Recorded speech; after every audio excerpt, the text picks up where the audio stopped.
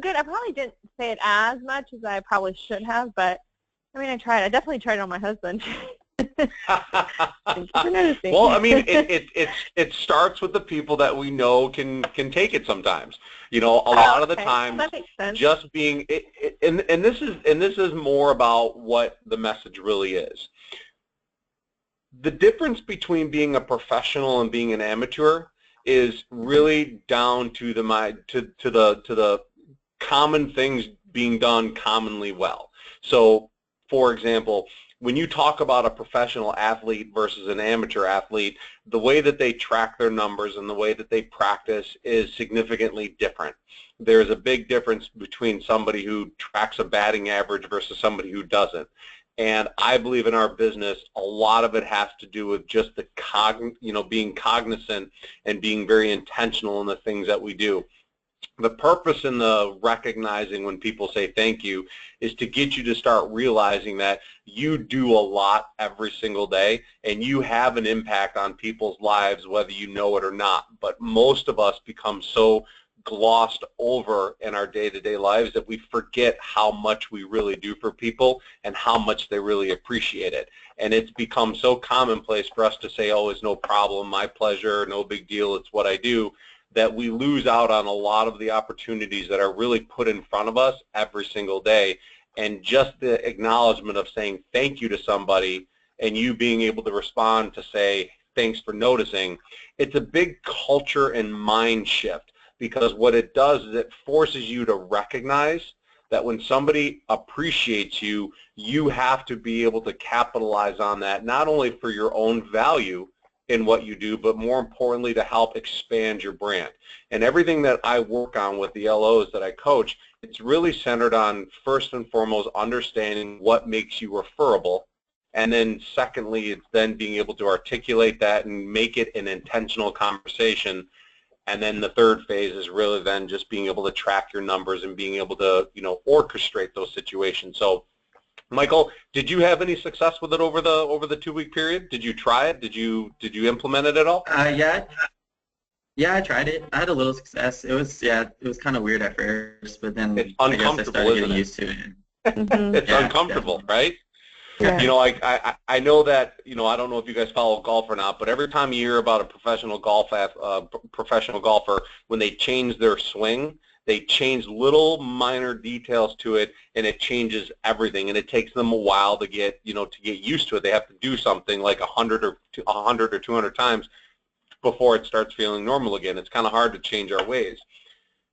The point of that whole exercise was really to help you guys realize and pay more attention to the things that you do every day that other people acknowledge. Did you guys feel like you were more aware of when people said thank you to you, or they acknowledged you in some way, shape, or form? Yeah, I was. I I mean, was. I also felt like maybe if I said like thank you for noticing, that they would think like, oh my gosh, this girl is a little cocky or something, But I guess like now that you're saying it in that way, I get why we were doing it. That makes sense. The reason behind it is really because when you think about your work life, and this applies to your personal life, but let's just keep it into the work environment for right now. When you think about your work life, you guys don't do things because you have to. You do things because you genuinely want to, and because you guys have told me that you value people at a higher level than most.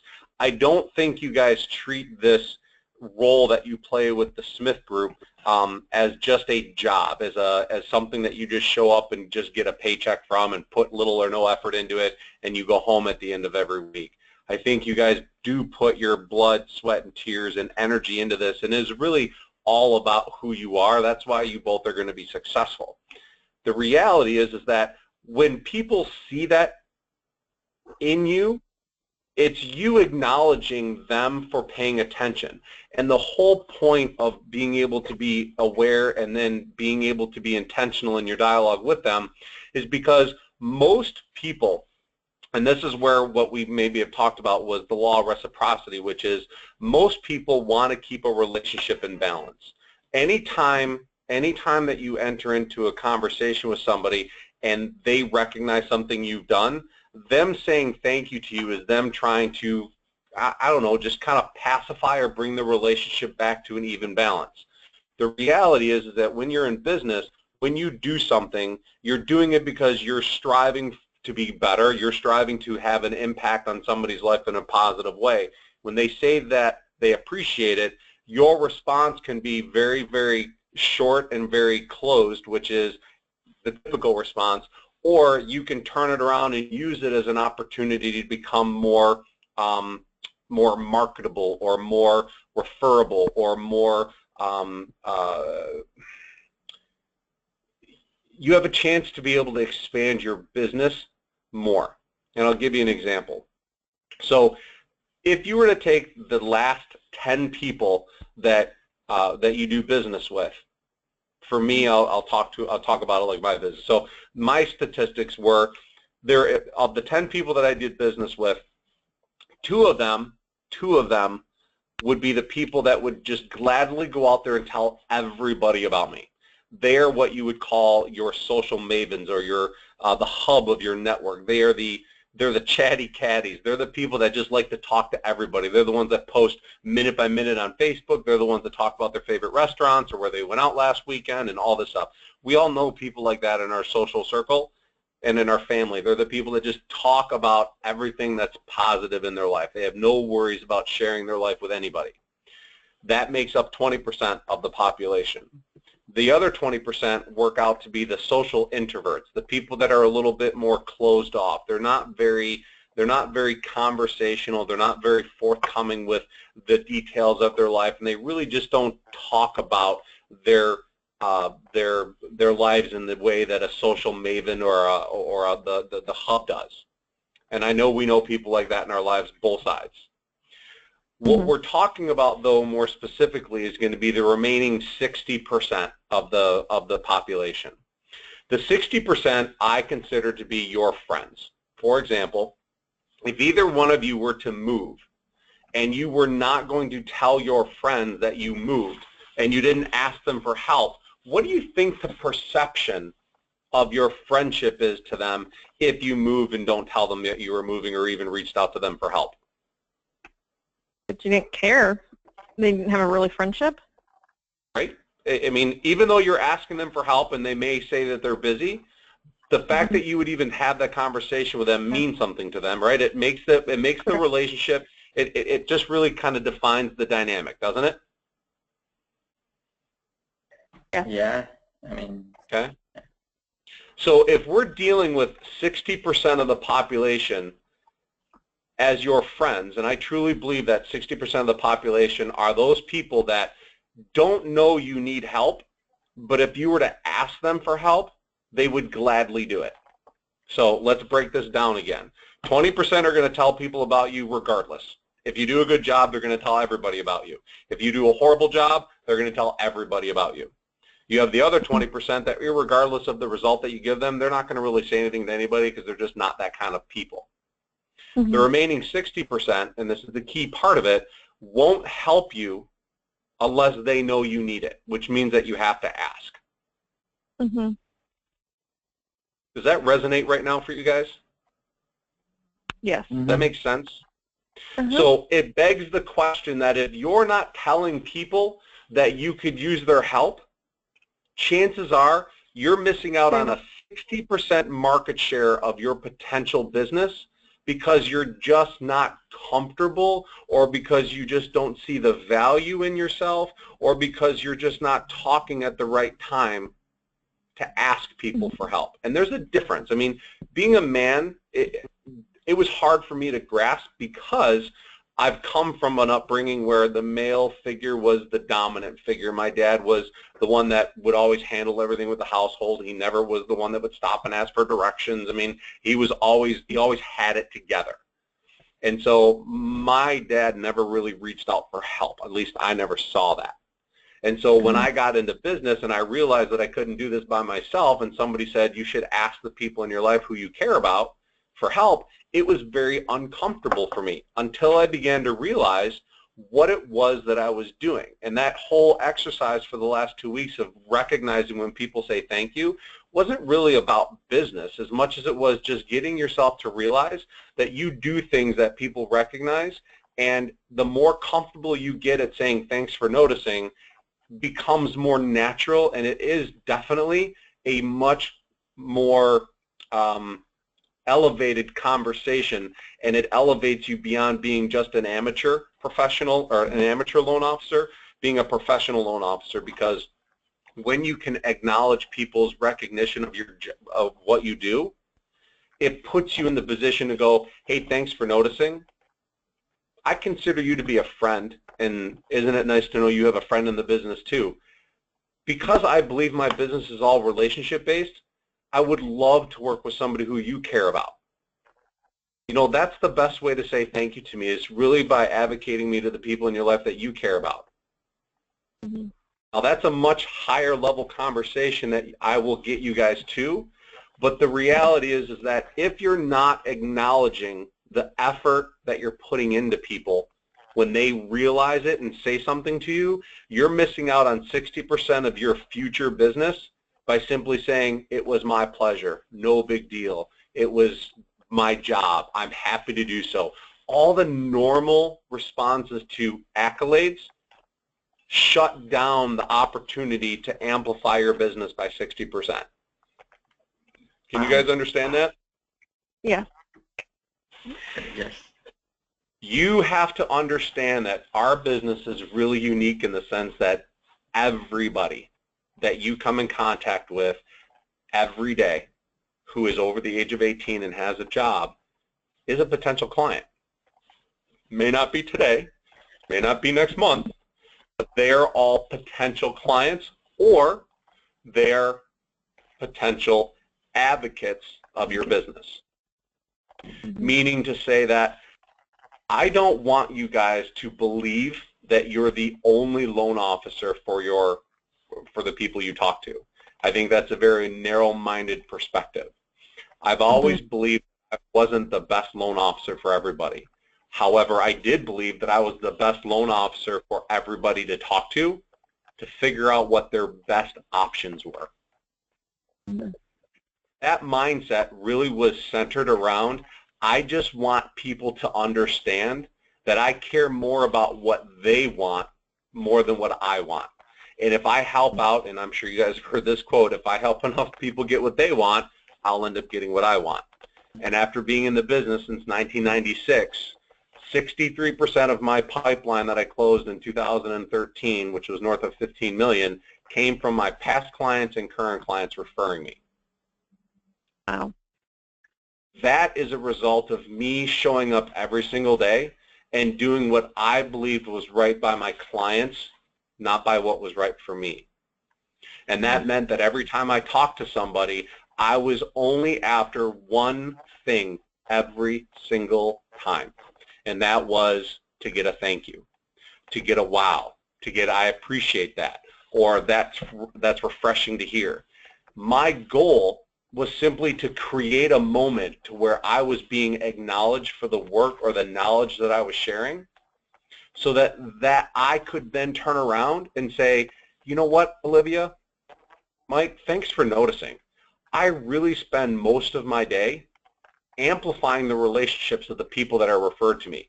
See, my number one goal is to really answer your wants and your goals and your needs and to help you guys accomplish what you want. I know it may not be me that helps you do the actual mortgage, but I believe I'm the best person to help you with getting the information that steers you in the right direction. But the truth is that if I'm able to do that for you guys, I know that you're going to go back to Richard and say thank you. And to me, that is ultimately the best compliment that I can get from you right now, because if Richard knows that I'm doing a great job for you, then he's going to continue to advocate me to the people he cares about, like you. And if you guys recognize that that's how my business grows, then I know undoubtedly you guys will become advocates of my business and refer me to the people you care about, even if I'm not the person that does your mortgage. But at least you know you can trust me and you're going to get the solid information that you're seeking. You guys, how is that response different than the responses that you're giving to your clients right now? Oh, it's completely different. It's huge. Where do you think the difference is? Like, what is the message that I'm sending compared to the message that you're sending? I think you're sending the message of I'm trying to help you and that you're not in it for yourself. Not that I'm not saying, like, I don't think I'm sending the message that I'm not in it for myself, but I think I'm probably not saying it well enough. So what's the one thing that makes you and I different, Olivia? What's the one quality about you and I and Mike that makes us all different from each other? I guess the way words that we, come out of our mouth. Ah, Michael, say it again, brother. Say it again. The words that come out of our mouth. Bingo. The message isn't different. You lead with your heart. You guys are all saying the same thing, but the way in which I'm articulating it resonates differently. The emotions, the feelings, the tone that I'm delivering it with comes across in a much more effective manner. That's the whole point of this, is that everything I want to work with you guys on isn't about the mortgage industry. It's about understanding the psychology of our clients and then being able to use what we learn as a way to help them see who we truly are.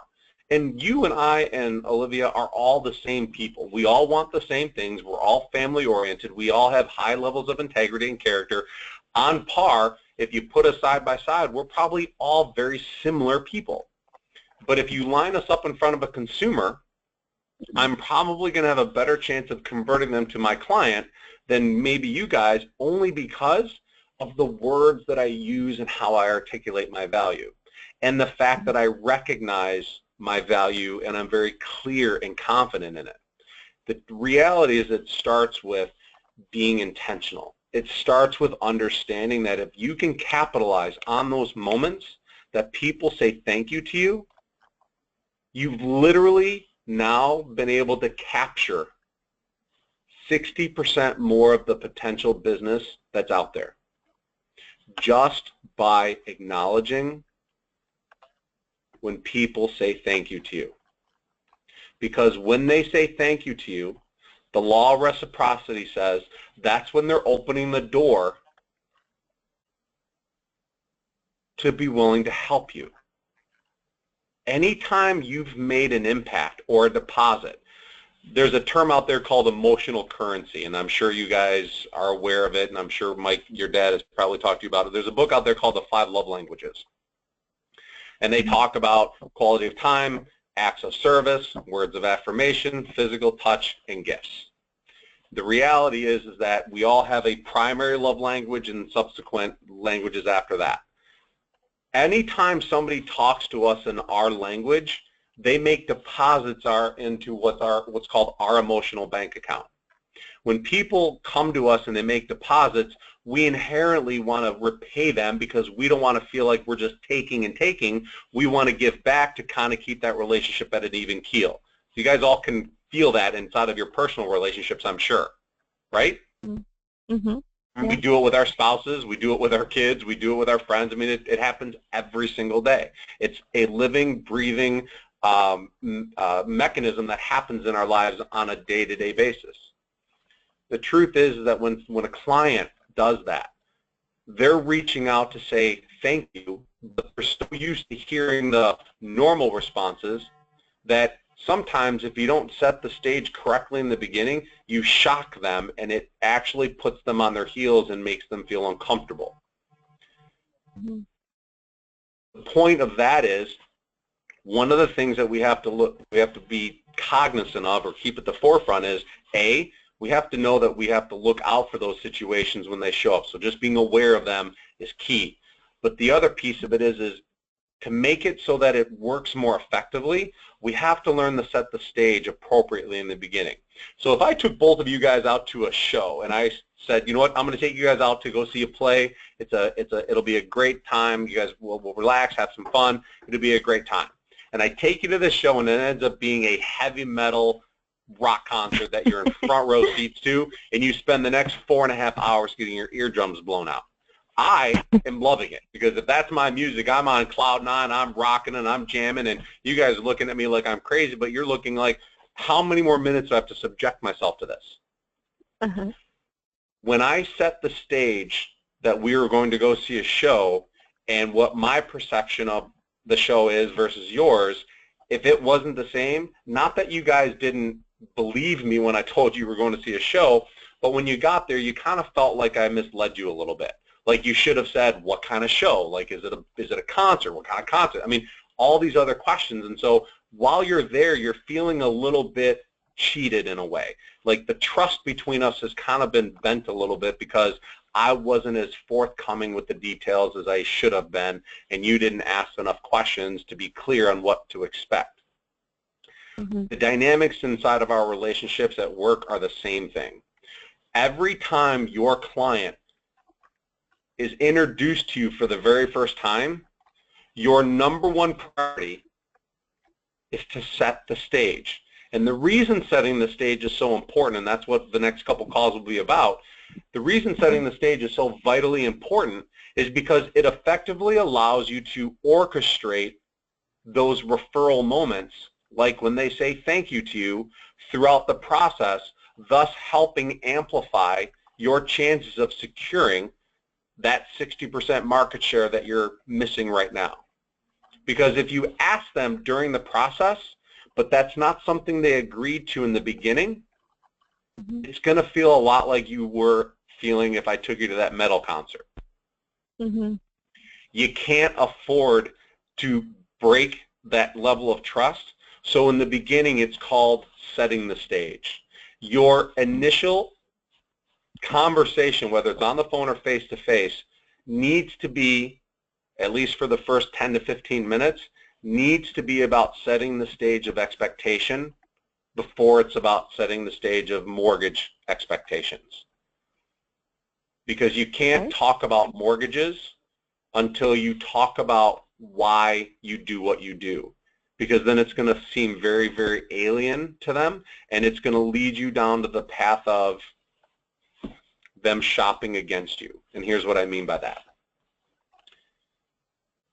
Most loan officers that I know of lead with mortgages. When they sit down with their clients, it's always about tax returns, W-2s, pay stubs, bank statements, rates, fees, good faith estimates, LEs, all that stuff. That's all they talk about because they don't really have any other value to talk about. So a consumer begins to learn that if they meet with enough of these people, that's all they need to ask themselves. So instead of having to go through all the baloney about all the documents, the consumer just goes, what are your rates and fees? Because that's what I'm going to base it on, because every one of you loan officers is the same. Mm-hmm. I hated that. I couldn't stand sitting there trying to sell myself to consumers when in my heart I knew how good of a job I was going to do, and I was going to do a better job than anybody else, and I knew that from the bottom of my heart. So I had to figure out a way to help differentiate myself, and that's where it became obvious that in the first 15 minutes, it was my chance to frame myself or paint a picture for myself that I wanted the clients to see of me. See, consumers, your audience, I'll just say audience because that applies to your realtors, affiliated relationships, and clients. Your audience, believe it or not, already has you pigeonholed based on their previous experiences with other people that do what we do. Fair? Mm-hmm. Correct, yeah. So if their experience is bad, chances are their impression of you is going to be poor. Mm-hmm. Chances are if they're talking to you, that means they've already had a bad experience with somebody, otherwise they wouldn't be talking to you. So instead of allowing people to have their own perception of you, you have a very unique ability through the art of talking and articulating your value. You have a very unique ability to be able to communicate your value to them the way that you want them to see you. Much the way that I talked a little bit ago about my goal is to have you go back to Richard and say thank you, and then to have you become an advocate of my business. There's so much going on in just that little piece that it creates this imagery of I understand what it means to have a relationship with somebody. And without having to say the word relationship, I'm able to paint a picture of what my value is. And so and I'll show you guys at some point, but are both of you guys online? Are both of you guys on a computer?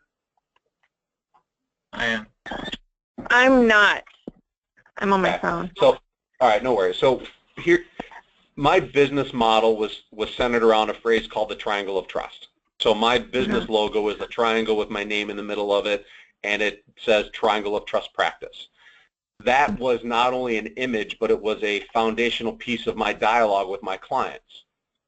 So when I talk to my clients, it was always around differentiating myself. So I'll give you guys an example, and this is one of the lines that I would use. So if you guys were coming out of an airport in a new city and you had to be somewhere, and there was a cab and a limo waiting for you on the street, the limo was going to be $20 more and the cab was going to be $20 less. Which one would you rather take? The one that's less. One that's less, so you'd prefer to take the $20 cheaper ride? Yeah. Okay. Well, therein lies the challenge with your value. You want the cheapest out there. Therefore, your perception of yourself is that you want to be the cheapest out there. Therefore, you're going to present yourself as being the cheapest option out there. Most people who see the value of a limo, who have been in a limo for $20, if it's going to be an hour-and-a-half ride, they're going to go, I would rather ride in the limo for $20. And then we typically go into, well, why do you want to ride in a limo? It's still a car going from point A to point B, right? Correct. So what would the $20 in the limo give you? I mean, it's more luxurious, more more comfortable, better overall. right? Yeah. The car itself Nicer. is probably, say that again, nicer? Yes. Nicer. Do you think that the person driving the car is going to present themselves differently than the cab driver? Oh, yes. Who's going to care more about you and your comfort and getting you there on time, the cab driver or the limo driver? Limo. The limo. Which one do you think you're going to enjoy getting in and out of more? The limo. Limo. Who's going to take care of your luggage differently?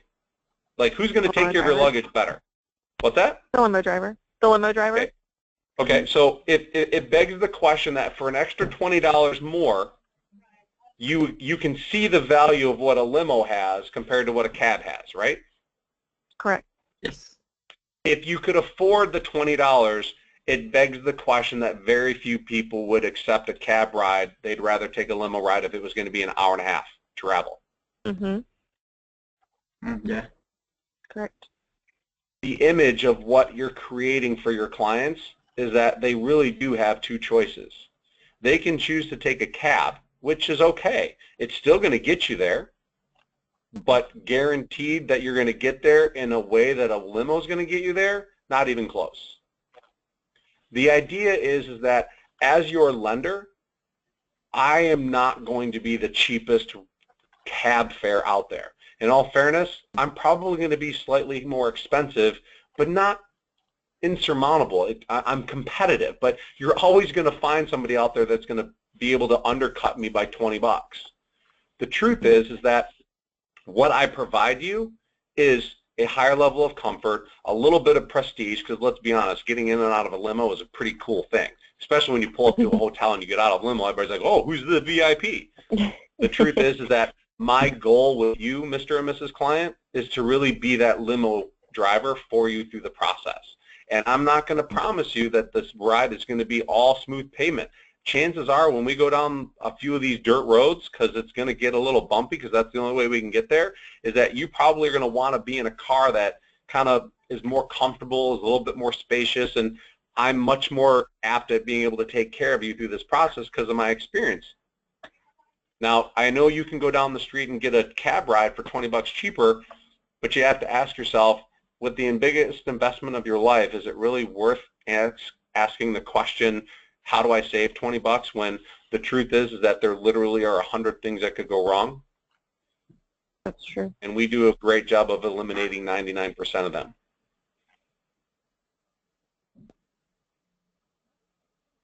The difference in conversation is about creating an expectation and painting a picture of who you are that's different than everybody else. You're never going to be the cheapest rate out there. I don't care if you decide to be, in your mind, the cheapest rate that day. Somebody will find an interest rate on the internet that's going to be cheaper than what you have to offer. That's a given. Every single day, you are never going to be the cheapest rate out there, ever. So the choice is, do we set an expectation up about who we are as a value, or do we set ourselves up as a commodity and basically try to compete on price and rate when it's almost impossible when you got LOs that are making $500 a closing or making a base salary of $24,000 a year? Mm-hmm. Is that making any sense to you guys? Yeah, it makes a lot of sense. Oh, yeah. Michael, what do you hear me saying, brother? That we have to set ourselves a value, show our values instead of like trying to compete for like the lowest price, lowest rate, and stuff like that. Mm-hmm. Mm-hmm. That's part of it. But more importantly, what I want you guys to understand is when you start your conversation off by setting the stage of your value, you're more apt to then be able to help them see who you really are, which then leads you into the ability of being able to create referable experiences through the process. When people see your value, they recognize the effort that you put in. When they understand in the beginning that you're the limo driver, they're going to understand that if you get a flat tire and the limo driver turns out and says, listen, there's a cooler in the car, I'm going to go ahead and call roadside assistance, they'll be there in 20 minutes, and the limo driver gets out and does something exceptional, like starts, because he knows that you have to be somewhere in time. He gets out, jacks up the car, takes the tire off, gets it ready, just waiting for the person to show up with the new one. You're going to recognize the effort that the limo driver puts in because you realize that you could have taken a cab, and when somebody does something exceptional, it amplifies the reason why the client chose to work with you in the first place, right? Correct. Mm-hmm. Which leads you into the moment of, since they agreed to it in the beginning, that they understand that this is the reason why they're working with you, it gives you that opportunity so that when they recognize it during the process, you can feel comfortable saying, thanks for noticing, Mike and Olivia. It means the world to me that you realize how much we put into our transactions, because we really do care about eliminating 99% of the challenges that go on. And this is just one small component of it. And I know you recognize it, and that means the world to my team and I. That's why we count on you to go out there and advocate us to the people you care about, because we want them to call you back and say thank you like you guys did with Richard. Mm-hmm. And so if you have that conversation through the process, and mine was calculated at 5. I did mine 5 times through the process. I had 5 points of contact that I always orchestrated referable moments, and they were premeditated. I designed my system to know when to say it. Mm-hmm. It helped to capture that 60% of my market share. Of the people in my business that were out there talking to the people they care about, always remembering what my business was about. So here's case in point, and I'll tell you how powerful it is. So I truly am not a very good loan officer. And in all fairness, you could ask any loan officer who's known me, they're like, yeah, Doug is not a very good loan officer. That means that I'm not good with guidelines, I'm not good with filling out 1003s, I'm not good with paperwork, I'm not good with details. I am the worst. You put me up next to a great LO, they'll kill me when it comes to the process of taking a loan from origination to closing.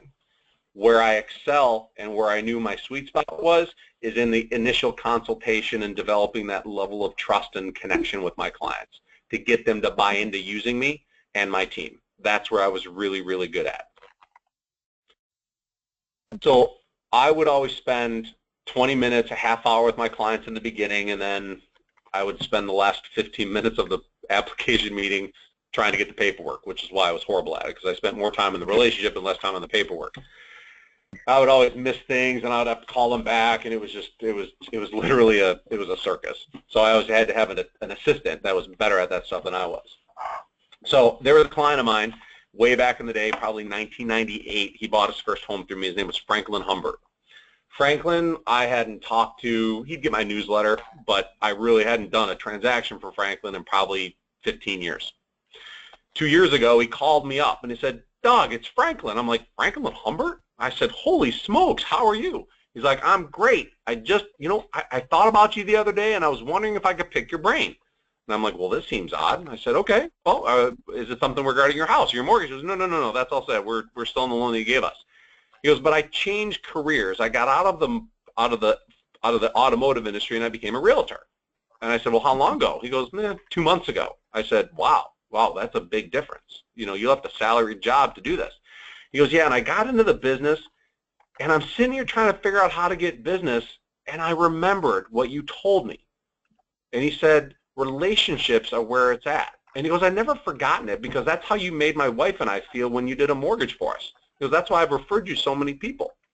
And I go, he goes, but I don't understand how it works. I said, okay. So he came in and met with me, and we talked, and I've worked with him, and he has sent us loans and referrals over the years. The point is that the client, after 15 years, still remembered that my business was 100% referred to me, that it was all predicated on my client's willingness to advocate me to the people they care about. Do you think that comes by accident, or do you think I did it by design? You did it by design. I was so intentional in my conversations that I literally beat it into my clients' skulls in the initial application.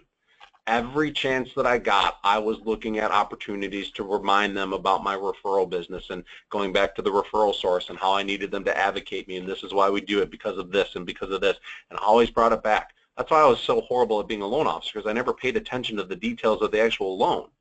I mean, I knew we could do the loan. I was smart enough to understand the process and understand qualifying, but from there, don't give me a loan. I was the worst at it. I literally, and you could ask a couple loan, I literally used to get my clients to sign blank documents. Like back in the day, it was what I could get my clients to sign a blank 1003 and go, no, I got this. It'll be handled. I'll give you guys a copy as soon as I'm done filling it out. But we've been here for a half hour, 45 minutes. I don't really think you want to sit here and watch me fill in your dates of birth and names and social security. Oh, no, Doug, we trust you. Just send it to us when you're ready. And that's really how I did it before it got compliant, really compliant. And I never took advantage of that because I always did what was in the client's best interest. And they were referred to me from somebody who got the same result. So I was able to repeat it and make it predictable and create that imagery and expectation every time. Now, I don't advocate what I did. I'm saying that to drive the point home is if you become very intentional in your conversations, your clients become great advocacies of your business. If you have 3 people in your pipeline that you're doing loans with, you need to be converting at least 1 out of those 3 into a solid referral, meaning you should be getting 1 solid referral out of those 3 leads, out of those 3 loans that are in process. But you won't get them unless you're setting the stage of expectation in the beginning and then creating or orchestrating referable moments through the process. And that's what I want to work with you guys on, because once you start to recognize your value and start making it a focal point of your dialogues about what makes you referable, you can then start using that to your advantage, because when you know you're referable, that means your clients know you're referable. When you know what you do makes you referable, your clients will then know what you do makes you referable. And then when you ask, it's almost like it's almost irrefutable. There's nothing a client can do besides feel compelled. Now, you've got to do a good job, which is what I'm sure you guys do anyway. But the point is that if you're doing a good job anyway, why not increase your market share by 60% just by changing what you say? That's my 2 cents for today.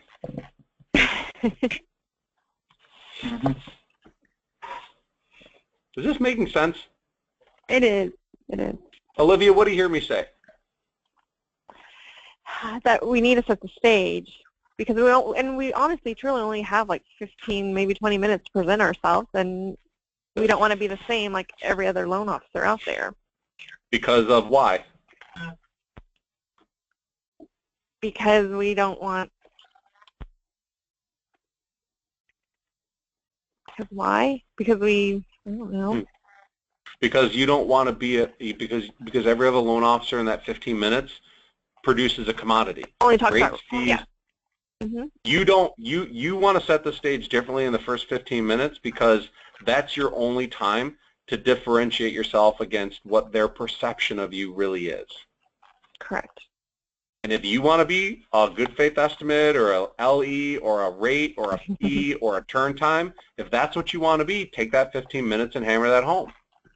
Yeah. But if you don't want to compete on that and don't want to have to constantly sell yourself, then explain to them why you are referable. Explain to them that you're the limo compared to the cab. Explain to them that you're a professional and not an amateur.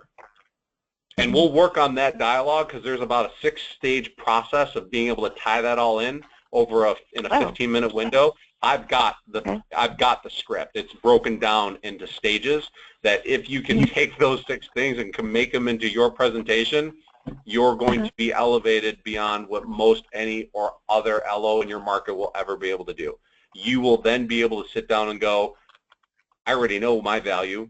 You will now too, and you're going to talk differently than any other LO, which is going to make it resonate with your audience, realtors and consumers included, and it's going to make you more attractive to them, and it's going to make you more desirable to work with, irregardless of your price. I mean, you got to be competitive, but you will get 80% return on your investment compared to the accidental return on your investment that you're getting now. Mm-hmm. So when you talk about those scripts, will you email us those as well when we start talking about them? I will record every one of these calls because I don't really use a script per se because I think scripts are, I think it's misleading because I think we tend to lean on those scripts and read them and they don't really convey emotion and they're not really convincing. Now you can repeat it and recite it 100 times, but unless you can recite it 100 times without looking at it, it's difficult for it to sound genuine. So like today, I recorded this call. I will send you guys the replay. But every time we talk about a part of the script, I'm going to record the call, and then you guys can take and replay it and take notes and do it that way. But I would advise you that taking notes and writing the words down is great, but if you use them as your method to be able to recite them to your consumer, it's going to come across as being no different than being salesy. You know, there's a feeling there that comes across. So I don't want to say don't write them down. I'm just saying that if you rely on the words, you're going to struggle. If you rely on the concept, you're going to be highly more effective. Okay. Does that make sense? Yeah, that does. And you're right. It does sound salesy. Yeah, I mean, it just, I don't want you guys to feel like I don't want people to feel like you guys are leaning on them. Like I want you guys to show up and be genuine. People don't remember the words that you say. They only remember what? And the way you make them feel. Yeah. When you read a script, you're just reading words. There's no emotion. I mean, you can write bullet points and remember certain topics, but if you're reading a script word for word, it comes across as being very canned and not very engaging. And I want you guys to be genuine because everything that I believe makes us different are the words, but in the beginning of that I said it's your heart and your mind have to be in congruency in order for the words to come out and be effective. And so the script is what your mind sees, but your heart doesn't see it. Your heart has to be in the message in order for it to resonate with people. Correct. Okay. All right? Sounds good. Does this sound like a lot of gibberish to you guys? Does it sound like a bunch of hokey-pokey stuff? No. Can you see where it becomes more valuable as you use it and practice it more? Okay. I want you guys next week, Friday, to be able to tell me that you guys are capitalizing on just about every conversation that ends with a thank you or I appreciate you statement from somebody. Okay. I don't care that it's your family. I don't care if it's your friends. I don't care if it's work. I want you guys to pay attention to those moments because when you're aware of when they happen, you're going to start paying more attention to how you make them happen. And when you pay more attention to how you make them happen, then you can start formulating a plan on how you can orchestrate them and actually know what you're doing so that it leads you to that opportunity every time. Mhm. Okay. Yeah. It's Now just that doing you've said common. it, now I'm going to be more aware of it. Ah, bingo. Being intentional. All right, this week you're going to be intentional with the conversation. I will send you guys the replay as soon as I'm done processing it, and you guys have a great weekend. Enjoy the time with your friends and family.